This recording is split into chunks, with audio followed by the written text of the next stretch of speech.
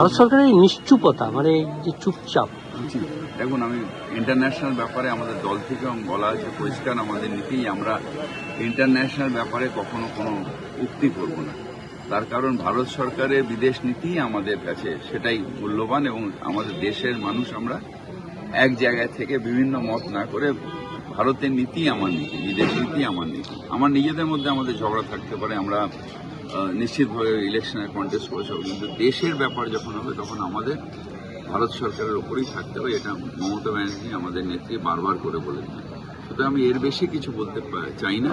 আমি শুধু প্রার্থনা করি যাতে এরকমভাবে একটা মানুষের এত কষ্ট না পায়। বলছি, আপনি সর্বদা বলেছেন যে রাজ্যের স্বাস্থ্যব্যবস্থা সব থেকে উন্নত, নো ডাউট। মমতা বন্দ্যোপাধ্যায় স্বাস্থ্যের পথ দেখিয়েছেন।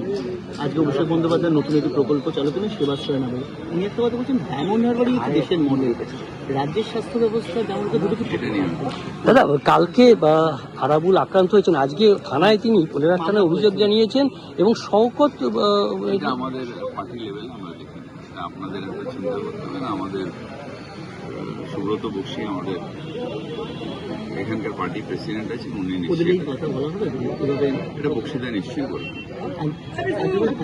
একটা বিষয়, সেটা হচ্ছে আপনি বারবার করে ওই বিএসএফ একটা গাফিলতির কথা বলেছেন, যেভাবে এই রাজ্য জুড়ে স্লিপার সেল বা বিভিন্ন অংশে করছে। আমার মনে হয় যে বর্ডার সিকিউরিটি আরো বেশি সক্রিয় করা উচিত। অমিত শাহজির এই শুধু পলিটিক্স না করে এটাকে নিয়ে আরো সিরিয়াস হওয়া উচিত, কারণ সব থেকে আগে দেশ এবং দেশের নিরাপত্তা, এটা সব থেকে মূল্যবান।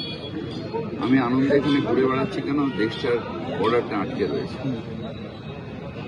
এই দেশটা বাংলাদেশ হয়ে যায়নি, এই দেশটা পাকিস্তান হয়ে যায়নি। তাই আমরা এখানে রয়েছি এবং আমাদের বাবা সাহেব আম্বেদকরের যে সংবিধান, সেই সংবিধান অনুযায়ী আমরা এই দেশের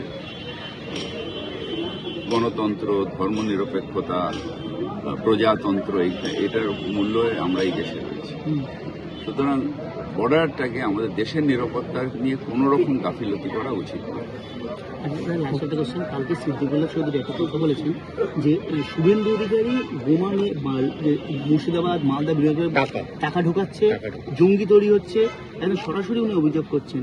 পশ্চিমবঙ্গের ক্ষেত্রে এটা কি খুব ক্ষতি হবে শুভেন্দুর বিরুদ্ধে?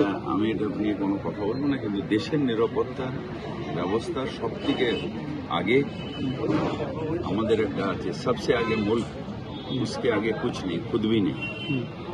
দেশ সব থেকে আগে, তার আগে কিছুই হতে পারে না, নিজেও হতে পারি না। সুতরাং দেশের নিরাপত্তা নিয়ে আমাদের সবাইকে অত্যন্ত চিন্তিত আমরা, এবং এইটা নিয়ে অমিত শাহজির উচিত ছিল যে আরো বেশি করে সক্রিয় হয়। Thank you.